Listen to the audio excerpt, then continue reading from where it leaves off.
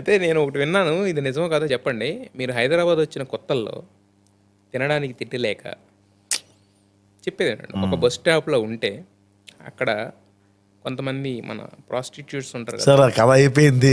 కాదు. ఎందుకు నా వచ్చింది నా గొడవ? నాకు అది తెలుసుకోవాలని ఎందుకు చెప్పారా అని చెప్పి చాలా హర్ట్ అరే! అయ్యాను నేను. అదే నాకు ప్రాస్టిట్యూట్స్‌ని తీసుకువెళ్తుంటే కనీసం మీకు అప్పటికే తిని చాలా రోజులు ఉండడం వల్ల తినటానికి తినలేక కనీసం పోలీసులు తీసుకెళ్తే తిండైనా పెడతారేమో అని అనుకున్నారంట. ఇది నిజమా? ఇదంతా నిజమా అసలు? సార్ జరిగిందా? జరిగింది సార్ యాక్చువల్లీ. తీసుకెళ్ళారులేండి తర్వాత అది వేరే విషయం. అప్పుడు జరిగింది సార్ అది. ఆ! జరిగింది బట్ అది అనవసరంగా చెప్పానే అనిపించింది. తప్పే ఉంది. అది కూడా డబ్బులు లేకో తిండి లేకో కాదండి. హ్మ్.